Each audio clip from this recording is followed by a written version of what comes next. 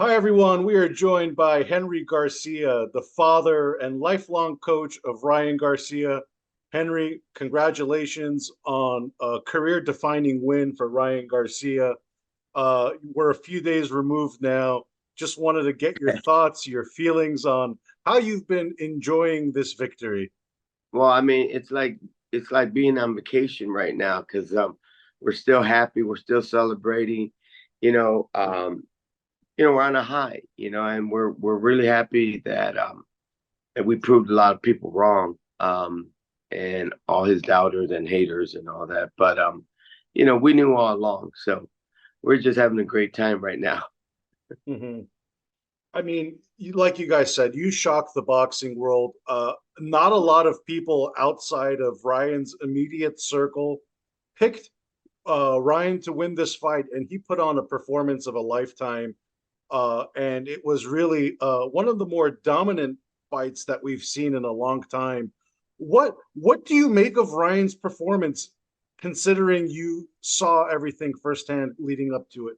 Well, see, the problem is that people don't realize the history of Ryan. They see him as a YouTube star, Twitter, you know, um, whatever you want to, whatever social media platform you want to give him.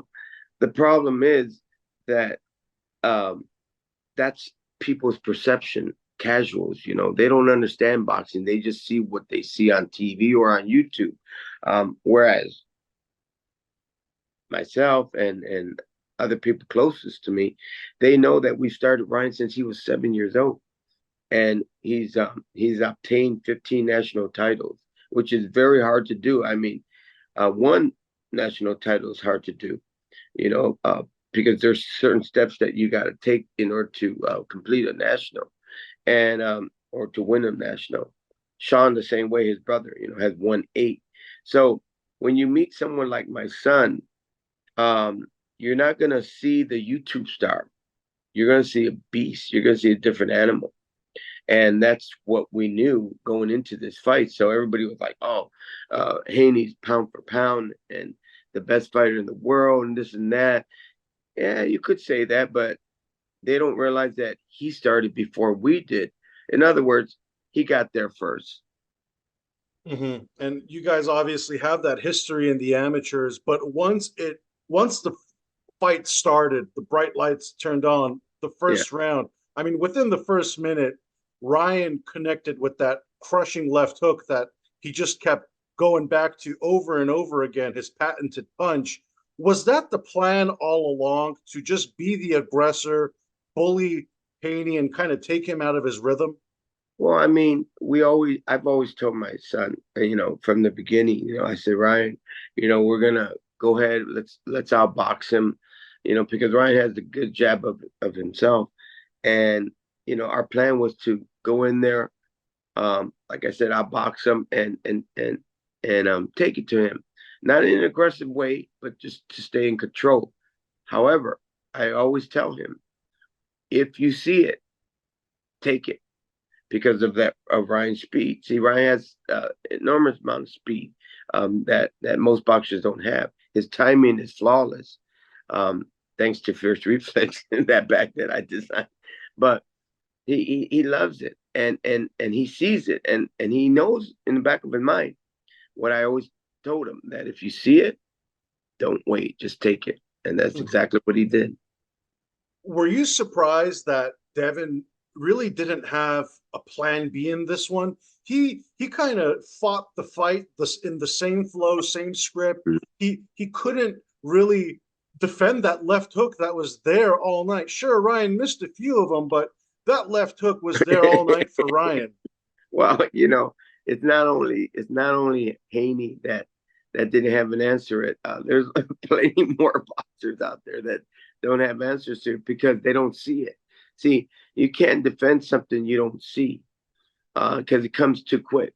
And believe me, it comes very quick because when I'm doing mitts with him or Derek James or he's hitting the heavy bag, even the fierce reflex bag, it goes so fast that we're like, oh, but I can't really tell him, wow, that's too great, or that's too good, keep it up. No, no, no, no.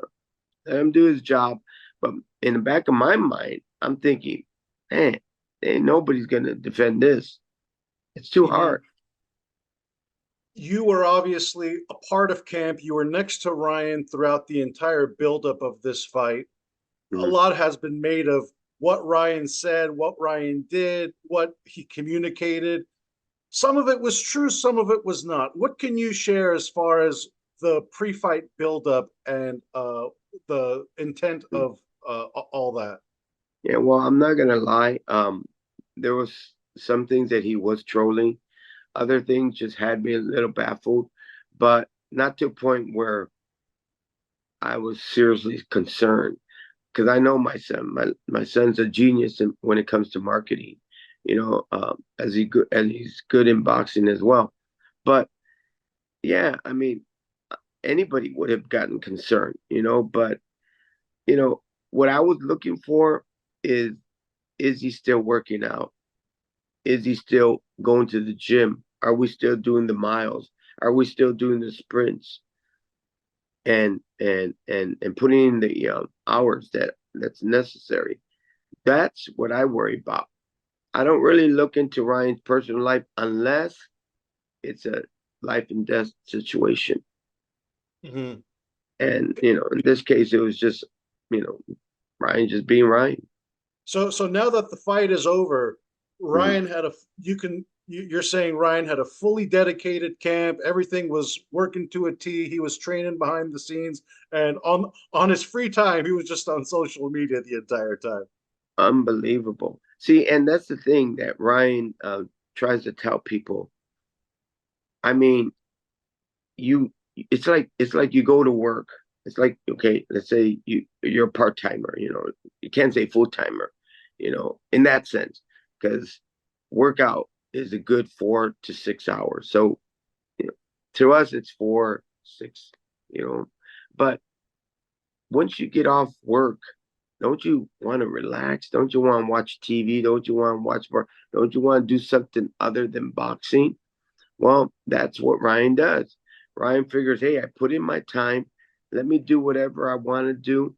And if I want to be this person today, I'm going to be this person.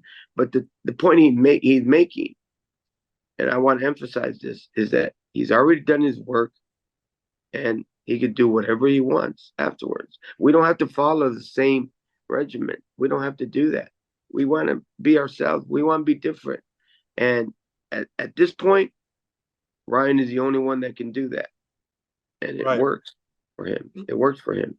I think there's a difference because obviously Ryan is choosing to broadcast it to the entire world, and then there could be fighters who are really distracted and obviously don't share anything online, and they could be in perhaps deeper trouble. But with this fight specifically, I think one of the big narratives was that Ryan obviously came overweight, the 3.2 pounds. I wanted to get your logic into that. Was that the plan all along to come into the fight with the weight advantage? No, that's never the plan. Never, especially when it comes to a title shot. I mean, Ryan is just tall. He's, like 5'10". He's he's a big guy. Um, his body won't allow him to do that anymore. And we tried, trust me, we tried, and Ryan tried. Ryan couldn't even do it with Duarte. I think he came in the same weight. Um, which, by the way, I mentioned Duarte is that guy is tough. That guy's I my personal point of view of Oscar Duarte, he's tougher than Haney. And that's facts. Facts. So hate on me, all you guys want, but I'll tell you right now, Duarte is better than Haney. Mm-hmm. So it just came to a certain point during fight week where Ryan just couldn't cut the weight anymore. No, he couldn't do that, and he probably just surrendered and said, you know what? I'll pay the fines. But he didn't do it purposely. But you know what? 3.2 pounds. Yeah, people will say, oh, that made the difference. Wait a minute. Haney stepped into the ring heavier than Ryan. Okay. So now what? Plus they accepted what, a $300,000 payoff, $600,000 payoff.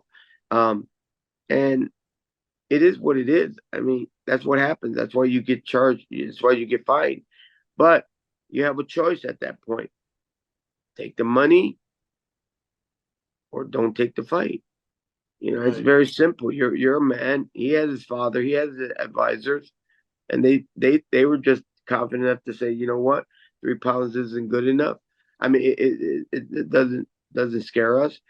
And we, again, we don't do it purposely. It's just Ryan literally said in his post conference, I cannot, my body cannot go down more than 140 Hmm. 43. It, So it is. it was a curious decision to make the bet, though, right? A day before the weigh-in. I know you. I heard you in the background, Ryan. I didn't like it. I didn't like it because I was like, I don't know, Ryan. I said, you look good, Ryan. I said, but I don't know. I said, you got one more day. So um, I was just concerned, as a father, I'm thinking, man, they're going to find us anyways, if you don't make the weight. So why add to it and add a bet, but hey, I thought it was a game, between them. So I try to stop it, but Of hey, it course. is what it is, you know, but the end result is what matters. Consider it $1.5 million marketing and advertising spend. For Consider that, Ryan loves to get the people going, right. but hey man, it was marketing. So oh Hmm. well. We knew Devin Haney weighed 165 pounds for the Regis Prograis fight. Do you know the day of weigh in for You know, that's Devin a good Haney? question. That's a good question, but I know it's very close to it. Ryan told me that he was 155 or something like that. So I know Haney was big. I saw him in the dressing room. I couldn't believe the way he looked. But that's what I'm saying. Why cry about a stupid 3 pounds when you agreed and you came heavier than Ryan inside the ring? Now, if they would have kicked Ryan's ass like Ryan kicks Evan's ass, you think that they would worry about the 3 pounds? You know what they would have said?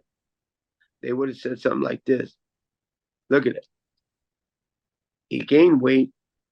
He was overweight. I mean, 3 pounds. We we still kicked his ass and took his money. Okay, that's what they would have said. We kicked his ass because he came overweight, and we still took his money. It would have been reversed, and they would have laughed about that. Thank you for the money, and now they're gonna move on. So they're bullshitters. They're Yeah, just and stupid. the entire narrative would have changed, right? Because it would have The been like, whole oh, narrative, the whole narrative, Ryan was unprepared. He didn't train. It was not a all that stuff, troll. all that Uh, bullshit. it would the narrative would have definitely changed. But I know it was a tense buildup with the fight. You had your fair share of words with the Haneys. Are you? Is everything cool between you guys now? Are you happy the way they've handled uh, the loss? I'm not cool with the father, and I don't think I ever will because he's a piece, along with some other people. And the reason why I say that is because he, number one, he's trying to be a Don King. He's trying to repeat history here, which he can't. Um, and he doesn't love his son the way I love my son. You're supposed to. Your job is to be a father before you become a trainer. And this man didn't become a father. He knew his son was getting his ass keep beaten down, and he still just looked at him. And Ryan was like, "Dude, are you gonna let this continue?" But since he's got so much pride in his ass, he just let it go. But now, literally, he's suspended, Haney, because indefinitely because of the injuries that Ryan bestowed on him. I Mhm. mean, you get a beat down like that. I think personally, Ryan broke his jaw as well, but it's a beating that I don't think he can ever recover. So for that reason, that man is horrible, a horrible dad. Uh, I don't even know if he's a trainer. I don't think he's a trainer. People got the wrong uh, perception on Bill Haney. That he's this and that. I know him. I know him since the amateur days. He's not a good trainer. Okay, he just stands there and gives them advice. But I don't see him working mitts. I don't see him doing body work. I don't see him talk. He's just a bad man. I don't even want to talk about him. He's a piece of crap. Do you think he should have stopped the fight? Hell yeah. I mean, everybody saw that. I mean, I'll give it this much. The first round, okay. I mean, even though Ryan, wobbled him and all that, but the seventh, that should have been stopped. The 11th, oh my God, you know, and I couldn't believe it. I was like, damn, dude, you allowing it? I know if it was my son getting an ass kicked like that, I'd tell the commissioner, hey, it's time. I don't care if Derek Jane would have told me, no, stop. I would say, that's my son. Okay. That's when I become a father. But this guy didn't give a shit. He was worried about fucking being on cameras. He was on more cameras than Devin Haney. And he still wants to be in camera. He's stupid. Stupid man. Were you pleased with the referee's performance now that you've had a few days to think about it? Watch You're the fight talking again. about Harvey Dick? Yeah. Harvey Dick is a piece of shit. He's on my list. That man should be banned for life. That son was I think he's Devin's Haney's uncle. I'm not kidding you, because this guy would protect Devin like he protected Devin when he fought Loma. But this one was more obvious. This was a piece of art that he did. And I can't stand that man. That man helped Devin so many times. Ryan dropped Devin 5 times. They only gave it 3 times, and they took a point away. Give me a break. That son of a... That's why I call him Harvey Dick, because he's stupid, man. And I hope people tell him that I said so, because I'm going to go after his ass. And I don't ever want to see him. And if I do, I'm going to go off on him. I hate people that want to take the glory for the hard work and the years that we did for my son, in his journey, and I can't stand that. And he tried to rob my son from winning. It was so damn obvious. I mean, they got videos all over the place. I'm sure you've seen it. This man is evil. He's an evil man. He should, and why does he defend Devin Haney? Only you guys know. I mean, he's been considered one of the better referees. No. Don't say he's considered. Okay, that's out the window. He's considered a piece of shit, a referee in these days now. Okay, so I don't want to hear that he's considered one of the best of both. He's not. He's a piece of shit. Okay, and any boxer that finds out that he's the referee, I mean, I'm not being a racist here, okay? Because I love black people. I do. My friends are black, family friends are black. They're awesome. They're awesome. But this guy is like biased. So if he likes Devin because he's black or because he likes Bill, that's obvious. You can't do that to people. You can't do that. You know what I mean? So I don't like that in a person.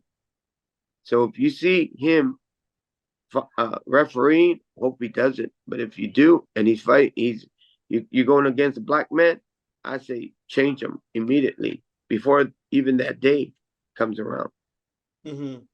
I mean, there was definitely some questionable calls. I think Devin was excessively holding, and he was never, a hard warning wasn't given or a point wasn't taken away. I think Ryan hitting on the punch, Ryan punching on the break, again, a warning probably should have been given outside of an immediate point deduction. And of course, all of the knockdowns. Well, that's the thing that I was talking about. Ryan, it happened twice where Ryan hit him, and he went after Ryan because he was hurt, and Ryan's trying to get away. Wait, Ryan went to go get away, and then Ryan just put his arms out. Ryan put his arms out and and he just fell. Yeah. He just fell, and that's a knockdown. That's Were not a you su- slip. That's not a Mhm. slip. And he did it twice. Were you surprised though, honestly, the amount of grit Haney showed to keep getting back up, kind of like a Terminator almost. He wouldn't go away as far as like getting actually knocked out. He kept getting up. Sure, he was on spaghetti legs most of the time, but he showed a lot of heart in that fight, didn't Well, he? I'm gonna give him that much. I am because I'm telling you, we've known Devin since the beginning. Since he was like 9 years old. Okay, we did that, but um,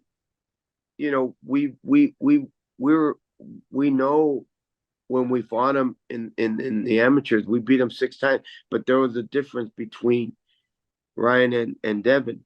We gave Devin his first 8 count, and we busted his eardrum. So we knew that the guy was good, but we could always beat him. Hmm. Where does Ryan go from here? It seems like the world is his oyster. He could call all the shots. He could take any fight he wants. He could bring guys up from 135 to fight him at any weight he wants. He could bring Well, guys at 147. What is the perfect next fight for Ryan? that's a good question. Ryan is tall enough to go up to 154. He's um he's tall enough to do 147. He's tall enough to do catch weight at 143, 144. I mean, Ryan right now is sitting pretty.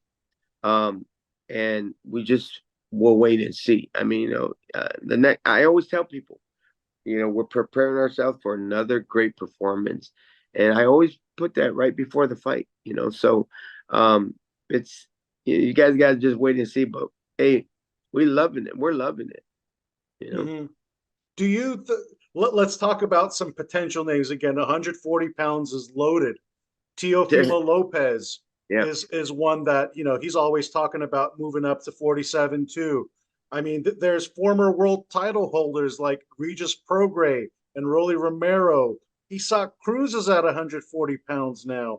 It could be a round robin right now for Ryan as far as picking Well, and choosing who he wants. let me tell you this. You hit the nail right on the head. It's stacked out there, and there's good fighters out there, but Ryan stands alone, and people are going to realize that. Um, but again, people have a wrong perception of Ryan because of the YouTube of the internet, the social media. But I tell you, when Ryan gets in the ring, man, he's a beast, and I mean he's going to destroy people. Okay, because all the years that he's been doing this, all the years that he's been doing this is is unbelievable. Mhm. All those names we mentioned, Henry, it seems like anyone could be a possibility, especially since, from what I hear, the lawsuits with Golden Boy have been settled, right? It's out the door, and it seems as if the relationship has been repaired, and you guys will be working together to get the fights that Ryan needs. Is that correct? Yeah, I mean, we have to prepare, for everything. It's up to his management team, it's up to Golden Boy, and all that. But we know what we have to do. We know what we have to do. We're just you know, we're just having a great time right now. We're relaxing, but I'll tell you, man, there's a lot of fights out there that we're gonna give these people because we're ready. Right now, Ryan's on vacation, but he called me the other day. Actually, right now, the reason why this program just paused a little bit, that was Ryan calling me. Let's bring him in. Let's Nah, do nah, a nah.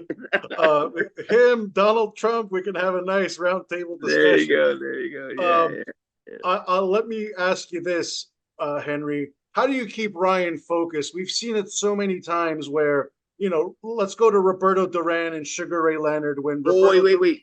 See, you're a smart guy right there. Wait a minute. See, that's what I'm talking about. See, and I tell people, if you look at the Roberto Duran Sugar Ray Leonard fight number one in Montreal, it reminded me, the first round reminded me of them when Duran clipped Leonard and went back, and then Duran went after him. The same thing happened with Ryan. Ryan clipped him and went after him. I mean, it was unbelievable what I saw. But how do you also make sure Ryan doesn't become Duran when he blew up in weight and partied and Well, I like that too. I'm because I am concerned. I am concerned, but we got to settle him down and say, hey, don't party too much, because the weight is a factor, and sometimes you just go too far up. That I think a lot of boxers, they blow up and then they come down. Ricky Hatton was one of them. He went over 200 pounds, I hear. And that's something you got to be careful with, because the body takes a toll. What does Ryan usually walk around at when he's not in training camp? When he's not in training camp, honestly, he walks around like 157, and sometimes the most that I've seen him 160. The most. So he's right there. He doesn't have to break his back too much. A good 20 pounds easily, but I don't like that. I like him at like 154. I would like him to do that, walk around. But hey, he goes up a few more pounds. Over the last week, what have your conversations with Ryan been like? $55 million payday. Obviously, you guys have a humble beginning in boxing. Yeah, rags to riches story right now. How have you guys been kind of celebrating as a family? What have been the conversations with Ryan been like? Well, Ryan just is living the life of a rich man, and he deserves it, because we've struggled since he was 7 years old. But see, I never stopped, but it's not for everyone. This sport is not for everyone. Be careful. Just because what you see Ryan, he's an exception. Him and his brother are exceptions, but a lot of good fighters out there. But there's one mistake that parents make, is that they want it more than their sons. See, my sons wanted this. So as a father, I had to work, but I had to support my boy, both of them. And I would have them travel. I would have them do all that stuff. So I did a lot, but it's a sacrifice. So be ready for it. So how do you also keep the hunger going throughout the entire team, throughout the entire family? Have that chip on the shoulder. How do you guys plan to take over boxing like Ryan is promising? Well, as long as you have haters, that's an easy thing to do. And you're always going to have haters, unfortunately, doubters. You're going to have dumb reporters, dumb reporters like the Three Stooges that I call them, Paulie, Chris Algeri, and Timothy Bradley. I can't stand those guys because they hate on my son. Steve Kim, Mario Lopez, these are grown men that, why would you want to pick on a young kid? I mean, on a 25. That's like, I don't know if you have children, but, you reach a certain age, your kids are adults, young adults, and you want to attack them. I don't attack I don't attack somebody's kids, especially if they're not my age. I let my son do the talking and do the ass whipping. I don't do that. And that's their mistake. They go after my son, they talk about him, and that's why I'm mad at all of them, because it's like, okay, now it's my turn, you son of. Now I'm gonna come after you as an adult. Because I don't go after their kids, do I? Hell no. But if I did, they would be pissed off, and rightfully so. I think it was clear you had a lot of bottled up emotions after the fight. You just let it all out. That was one of them, kind of just going after some of the naysayers.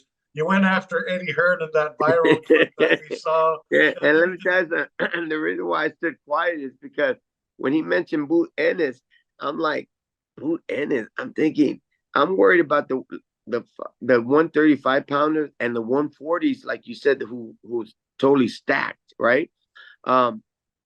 I never even thought of 147s yet. I'm still worried about the 140s. We just barely, got there. You know, Devin just barely got there. Let's deal with those guys. I'm not thinking ahead yet. Not yet, you know, but it's just weird. But it But sounds like hey, nevertheless, I had a purge. is that a fight you'd like though? Boots Ennis, would you give him the opportunity that no one seemingly wants to do? He called Ryan food in one of Well, his posts. he calls Ryan food. I call him a fool. So now what? I mean, come on, guys. You're human. Okay. Again, I have to tell people this. Stop saying that this guy is like the best of the world. They say the same shit about Haney, Teal, all that bullshit. Matias, Ennis. Give me a break, guy. You're a human being. You got the same jawline as other boxers. I You think that we're afraid of Ennis or are they don't understand. If Ryan tags you, I don't give a who you are. I don't give a weight you are. Ryan is gonna crack you and you're gonna feel it and you're gonna wobble and go down. So don't come out with this bullshit that you're the best and you're the scariest guy out there. Give me a break because Ryan tags you. You're gonna drop. So forget your name, forget the record you have. You haven't fought someone like my son yet that has speed and power. You haven't. The same he said about Iran Barkley against Roberto Duran. Oh my God, you gotta be kidding. And what did Duran do? Duran kicked his ass. Didn't he? Yep. Okay, that's what I'm trying to say. So forget that Booth and his crap. You know, my son tags him, he's going down, just like Haney. Look at Haney weighed in what 165 maybe less, give or take a pound, 165. You're talking Boot Ennis, who's what 147? Who's lighter here? You see what I'm saying? I don't think Booth Ennis is going to go up to 170. I don't think so. But No. either way, Ryan comes in with some power that he's got the power of Samson. He'll knock you out. So forget the stupid name. Okay? Ryan will drop you. He'll drop you. I think the one name Ryan will really want to get by the time his career is over is obviously that rematch with Tank Davis. It seems as if they're going in different lanes as far as how big they're getting weight wise. Well, Gervonta seems to have found a spot for him at 135. yeah, There. Do you think that fight will ever happen again? yeah. But let me tell you something. I just I just know that these guys, I would love for them to meet, but I don't think that might happen because uh Bajranta is a small guy, you know. But hey, if he wants to, that would be great. Of course, we would want it, absolutely. But it would have to be at a catch weight Mm-hmm. because And I'll Ryan's leave not you going to go down like that. and I'll leave you with this, Henry. Is a world title. How are we gonna position Ryan to get to a world title where he Well, actually officially fights for a world title? Who do you think is the next champion Ryan should face? And I, what month will that be this year? I mean, this might be a long shot, but Ryan is capable of going to 154 fighting from Dura. That's something that's on his mind. And I know my son, when he got something on his mind, he'll go crazy enough to go out there. But and that'll be ideal because now we don't have to worry about the weight or anything like that. But it's all up to the management team, us, and Ryan. So um, it's gonna be interesting. But I'm telling you, we are after a belt, but the money is good. So if these guys want to fight us at a catch weight, like I think even Cruz said he'll come up to 143. Um, I know he's fighting that other guy, but if he wins, then we might get him out there. You know what I mean? We might challenge him. I would love a Cruz fight. I like Teofimo too. I love all that stuff. I mean, it's out there, and these people, if they want to put their belts aside, they want to say, "Hey, man, let's just fight. Let's just fight. Forget this, man." let's give what people want. And that's what the difference between Ryan and these other people is, that we give you guys what you want. We're tired of waiting 4 or 5 years from now. No, no, no, no, no. You want to do it? You want to see it? You're going to see it now. And Ryan's been big business. Do you have the updated pay-per-view numbers yet of what the fight did? No, I'm gonna find out though. Find out. Well, all of these fighters, they're gonna have to dance to Ryan's terms at this point, because it's pretty clear that he's going to be calling a lot of these shots and dictating the terms. And it might be boxing's version of The Bachelor, whoever Ryan gives the rose to. Well, no, and all I'm saying is that Ryan loves to entertain. He loves to entertain, and he does it in a way where he's serious in training, but he'll entertain you out before he gets into the ring, and then he'll perform inside the ring. It's a work of art. Absolutely. Henry, again, congratulations to you, to Lisa, Ryan, Lupe, the entire family, the entire team. Performance of a lifetime, career-defining win. And thank you. I'm sure we'll be seeing you in many of these big-time fights moving forward. Thank you so much. Thank you, Henry. Bye-bye.